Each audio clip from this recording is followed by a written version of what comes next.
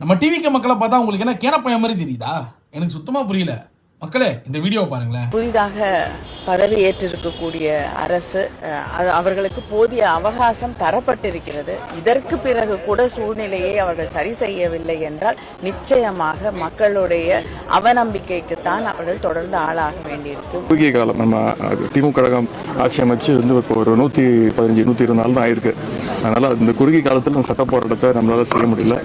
கண்டிப்பாக ஒரு நல்ல முடிவு நம்முடைய தமிழக முதலமைச்சருடைய தலைமையில் ஒரு நல்ல இல்லை, இவங்களுக்கு வந்தால் ரத்தமா, நம்மளுக்கு வந்தால் தக்காளி சட்னியா? இது என்னங்க புது கூத்தா இருக்கு? ஆக்சுவலி திமுக அரசு வந்து 1000 ரூபா பெண்களுக்கு தரேன்னு சொன்னது 2021 இவங்க ஆட்சிக்கு வந்ததுக்கப்புறம் 2023 ஆகஸ்ட்லேருந்து தான் இந்த விஷயத்தையே ஆரம்பித்தாங்க. ஆனால் அண்ணன் பார்த்தீங்கன்னா அவர் சீட்டில் உட்காந்து இந்த மே மாதம் 15ஆம் தேதிக்கே எல்லா பெண்களுக்கும் அந்த 1000 ரூபா போயிருக்கு. ஸோ அவர் இப்போ 2500 ரூபா தரேன்னு சொல்லியிருக்கிறத வந்து இப்போதைக்கு அவர் சொன்ன மாதிரி அந்த சிஸ்டம்லாம் செக் பண்ணிட்டு இருக்காரு. ஃபினான்ஷியல் ஸ்டேட்டஸ்லாம் கொஞ்சம் பார்த்து கொஞ்சம் அப்கிரேடேஷன்லாம் ஆனதுக்கப்புறம் கண்டிப்பாக அவர் சொன்ன மாதிரி என்னென்னலாம் அவர் சிஸ்டம்ஸ் மேனிஃபெஸ்டோ கொடுத்தாரோ, எலெக்ஷன் மேனிஃபெஸ்டோ, அதை கண்டிப்பாக பண்ணுவார். அதுக்கு முன்னாடியே வந்து ஆனால் எனக்கு இன்னொரு விஷயமும் புரியலங்க. ஓட்டு போட்டது மக்கள், அண்ணனை சிஎம் சீட்டில் உட்கார வச்சது மக்கள். மக்களே இவ்வளோ கேள்வி கேட்க மாட்டாங்க. மோஸ்ட் ஆஃப் த இன்ஸ்டாகிராம் வீடியோஸ்லேருந்து சோஷியல் மீடியா வீடியோஸ்லாம் நீங்கள் பார்த்தீங்கன்னா பெரிய பாட்டிலேருந்து சின்ன வயசு பசங்க வரைக்கும் எல்லாருமே சொல்கிறது என்னென்னா, அவர் இப்போ தான் வந்திருக்காரு, கொஞ்சம் டைம் கொடுங்க. Not even 15 days it is like கொஞ்சம் டைம் கொடுத்தா தான் அவர் ப்ராசஸ் பண்ணுவார்னு.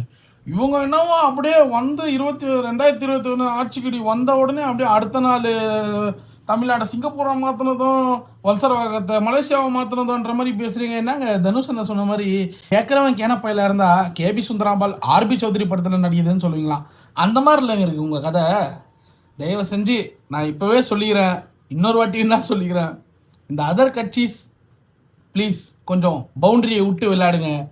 அண்ணன் பேச்சுக்கே வராதிங்க. அவர் பாட்டுக்கு வேலை. இப்போ நீங்கள் இவ்வளோ ஆள் கத்திக்கிட்டு இருக்கீங்களே, அவர் ஏதாச்சும் ரெஸ்பாண்ட் பண்ணுறாரா? பண்ண மாட்டார். ஏன்னா இஸ் அ சைலண்ட் ஒர்க்கர். அவர் வந்திருக்கிறது வேலை செய்கிறதுக்குங்க, அவ்வளோதாங்க சொல்ல முடியும். மக்கள் பணி செய்கிறதுக்காக வந்திருக்காரு. அவர் பாட்டுக்கு நீட்டாக ஒரு வேலையை செஞ்சுட்டு போயிட்டே இருப்பாருங்க, அவ்வளோதான். புரியுதா?